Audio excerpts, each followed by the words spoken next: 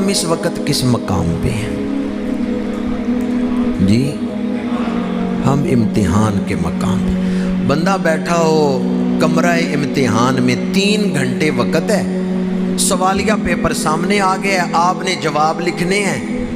اس وقت طالب علم یہ کہ بڑا ٹائم ہے، کچھ گھنٹہ اکرام ہی کر لیں، وہ سونے کا وقت ہے۔ ایگزامینیشن ہال سونے کی جگہ ہے، وہ غفلت کی جگہ لوئے لوئے پر لے کڑیے جے تد پانڈا پرنا، شام پئی بن شام محمد کر جاندی نے ڈر۔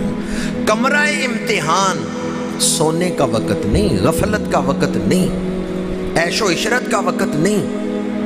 کمرہ امتحان تو سوال کے جواب کی طرف پوری توجہ، وہ بیداری کا وقت ہے، کیونکہ جو کچھ آپ آنسر شیٹ پہ لکھیں گے اسی کے مطابق آپ کو آئندہ نمبر ملنے والے ہیں، مقام ملنے والا ہے، مرتبہ ملنے والا ہے۔ تو دنیا کی یہ جو زندگی ہے بڑی قیمتی ہے، یہ وقت عام وقت نہیں، یہ بڑا قیمتی ہے۔ یہ سال جو گزر رہا ہے، اس قدر جنازے ہم نے اٹھائے ہیں یا دیکھے ہیں، یوں لگتا ہے کہ اس سال کا نام رکھ دیا جائے گا عام الاموات۔ اس قدر کثرت سے جنازے ہم نے اٹھائے۔ المستطرف میں ہے کہ ایک بزرگ فرماتے ہیں، جب تو کسی کا جنازہ دیکھے تو اس وقت اپنی زندگی کا شکرانہ کر کہ اسرائیل جو اسے لینے آیا تھا وہ تیری طرف بھی آ سکتا تھا۔ اللہ نے تجھے ابھی مہلت دی ہے، اللہ نے تجھے ابھی کچھ وقت دے دی ہے، تو اس وقت کی قدر کر۔ جو آدمی اس وقت کو فضولیات میں گزار رہا ہے وہ بڑی قیمتی شے کو برباد کر رہا ہے، وہ سونے کو نالی میں پھینک رہا ہے۔ اس کے ہاتھ میں ہیرے آ گئے پر اس نے نالی میں پھینک دی۔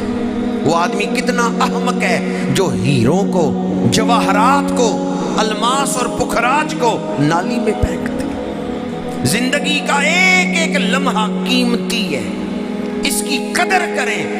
اگر یہ وقت گزر گیا تو پھر آدمی ہاتھ ہی مل سکتا ہے، گزرا ہوا وقت واپس نہیں آئے گا۔ اللہ نے ہمیں مہلت دی ہے، وقت دیا ہے۔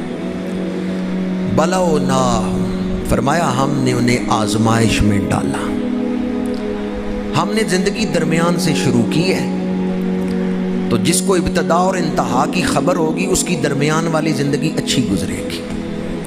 ابتدا اور انتہا سے کٹ کے صرف درمیان والی زندگی پر غور کریں، زندگی ضائع ہو جائے گی۔ اس زندگی کو کارآمد بنانے کے لیے ابتدا پر بھی غور کریں کہ میں آیا کہاں سے ہوں، اگلی منزل کی طرف بھی دیکھیں میں نے جانا کہاں ہے۔ ایک ہے دنیا کا گھر، ایک ہے آخرت کا گھر۔ اچھا گھر کون سا ہے؟ جو آیت میں نے سورہ اعراف کی پڑھی ہے اس سے اگلی آیت پڑھیں تو اس میں اللہ کریم نے ارشاد فرمایا وَلَدَّارُ الْآخِرَةُ خَيْرٌ، آخرت کا گھر بہتر ہے۔ آخرت کی عزت، ایک ہے دنیا میں کسی کی تعریف کی جائے یہ بڑی شان والا ہے، ایک ہے آخرت میں تعریف کی جائے یہ بڑی شان والا ہے۔ دنیا میں فرعون، نمرود، حامان کی تعریفیں ہوئیں کہ یہ بادشاہ ہیں، طاقت والے ہیں، لشکر والے ہیں، اختیار والے ہیں، مال و دولت والے ہیں، لیکن وہ تعریف وقتی تعریف تھی، انجام کیا ہوا؟ لعنتیں پڑ رہی۔ آج ان کے نام آتے ہیں نمرود، حامان، فرعون، دل میں نفرت پیدا ہوتی ہے۔ دنیا کی تعریف عارضی ہے، دنیا کی خوشیاں فنا ہو جانے والی ہیں۔ وَلَدَّارُ الْآخِرَةُ خَيْرٌ، قرآن کہتا ہے آخرت کا گھر اچھا گھر ہے، آخرت کا گھر بہتر گھر ہے۔ بخاری شریف میں حدیث پاک ہے، ایک ماں اپنے بچے کو دودھ پلا رہی تھی، گلی میں سے بادشاہ گزرا، ماں نے کہا یا اللہ میرے بیٹے کو ایسا ہی بنانا۔ بچے نے دودھ پینا چھوڑ دیا اور دعا مانگی یا اللہ مجھے ایسا نہ بنانا۔ صحابہ کرام عرض کرتے ہیں یا رسول اللہ یہ کیا وجہ ہے؟ ایک تو یہ عجائبات میں سے تھا کہ بچہ کلام کر رہا ہے، یہ اللہ تعالیٰ کی قدرت کا اظہار تھا، اور دوسرا یہ میرے آقا کریم نے ارشاد فرمایا کہ اس بادشاہ کا انجام اچھا نہیں تھا، اس کی اخیر اچھی نہیں تھی۔ تو اس بچے نے دعا مانگی، یا اللہ مجھے ایسا نہ بنانا کہ پہلے تو میری تعریفیں ہوں اور آخر میں میرا انجام برا ہو، مجھے ایسا نہ بنا۔ پھر ایک کنیز گزری جس کو لوگ مار رہے تھے اور برا بلا کہہ رہے تھے۔ ماں نے دعا مانگی، یا اللہ میرے بیٹے کو ایسا نہ بنانا۔ بچے نے دودھ پینا چھوڑ دیا، دعا مانگی، یا اللہ مجھے ایسا ہی بنانا۔ صحابہ نے عرض کیا، یا رسول اللہ صلی اللہ علیہ وسلم اس کا سبب کیا ہے؟ اس کنیز کو تو مار پڑ رہی تھی، لوگ چوری کا الزام لگا رہے تھے اور مار رہے تھے، برا بلا کہہ رہے تھے۔ میرے آقا کریم نے فرمایا، وہ کنیز دنیا والوں کی نظر میں قابل تعریف نہیں تھی، پر اللہ اس پہ بڑا راضی تھا۔ دنیا میں وقتی طور پر مشقت اٹھائیں لیکن اخیر اچھی ہو، یہ سودا بڑا سستا ہے۔ تو اچھا گھر کون سا ہے؟ یہ میں بار بار اس لیے پوچھ رہا ہوں کیونکہ ہمارے یہاں اکثریت جو ہے وہ آخرت کا گھر بنانے کی طرف تو متوجہ ہی نہیں، دنیا پر ہی ساری توجہ ہے۔ مشقت آپ نے بہرحال برداشت کرنی ہے، چاہے دنیا میں کر لے چاہے قبر میں کر لے۔ اب یہ فیصلہ آپ کہاں تکلیف دیکھنا چاہتے ہیں؟ دنیا کی تکلیف یا آخرت کی تکلیف؟ کون سی تکلیف تھوڑی ہے؟ دنیا میں تھوڑی تکلیف برداشت کر لیں، آخرت میں بڑا آرام ملنے والا ہے۔ اگر آپ دنیا میں تکلیف سے بھاگیں کہ مجھے نیکی کا کام کرنے کے لیے تکلیف نہ اٹھانی پڑے، صبح اٹھنا نہ پڑے نماز کے لیے، مشقت نہ برداشت کریں، دنیا میں آپ مشقت چھوڑ کے آرام کو ترجیح دیں، تو پھر آپ نے قبر میں مشقت اٹھانی ہے۔ یہ فیصلہ اب آپ نے کرنا ہے کہ میں نے محنت کہاں کرنی ہے، مشقت کہاں اٹھانی ہے، تکلیف کہاں برداشت کرنی ہے۔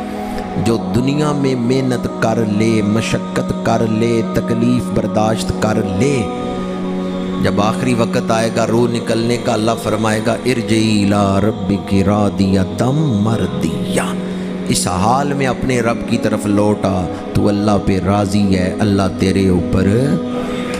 فرمایا بلوناہم، ہم نے انہیں آزمائش میں ڈالا ہے، تو آزمائش میں تکلیف تو ہوگی، اس لیے آپ گھبرائیں نہیں، مشقت کو خوش دلی سے برداشت کریں، مشقت کو خوش دلی سے برداشت کریں کہ میں اس پر بھی اللہ کا شکر ادا کرتا ہوں، اس نے مجھے انسان بنایا ہے، اپنے محبوب کا امتی بنایا ہے۔ تکلیف کا کیا ہے؟ تکلیف تو ختم ہو جائے گی، تکلیف ہمیشہ۔ ناروے میں ایک گناہگار ایک جگہ سفر کر رہا تھا، اوسلو سے کوئی 6-7 گھنٹے کا فاصلہ تھا ایک شہر کا، تو راستے میں لمبی لمبی سرنگیں آئیں۔ سرنگ جانتے ہیں؟ پہاڑی علاقے کے پہاڑ کے اندر سڑک بنی ہوئی سرنگ۔ تو ایک جگہ سرنگ آئی جو کئی کلومیٹر لمبی تھی، صحیح مجھے اندازہ نہیں، غالباً 7-8 کلومیٹر لمبی سرنگ تھی۔ تو تھوڑی دیر جب گاڑی سرنگ کے اندر چلتی ہے تو بندہ گھبرا جاتا ہے، ابھی سرنگ ختم ہی نہیں ہو رہی۔ لیکن کیا خیال ہے، مسافر، گاڑی سرنگ میں چل رہی ہے، اندھیرا ہے، سرنگ ختم نہیں ہو رہی، تو مسافر گھبرا کے گاڑی والے سے کہ ٹھہر جاؤ مجھے اتار دو، سرنگ ختم ہی نہیں ہو رہی، پتہ نہیں کیا بنے گا۔ وہ گھبرا جائے، ٹکٹ واپس کرے کہ مجھے گاڑی سے اتار دو، یہ اس کا عقل مندی والا فیصلہ ہے؟ نہیں۔ سرنگ جتنی بھی لمبی ہو، سرنگ کے دوسری طرف روشنی ہے۔ جب آپ سرنگ سے گزر رہے ہیں، اندھیرا دیکھ کے گھبرائیں نہ، سرنگ کے دوسری طرف۔ اس وقت ہم جن حالات سے گزر رہے ہیں مشکل حالات ہیں، پر آگے کیا ہے؟ روشنی ہے، آگے خیر ہے۔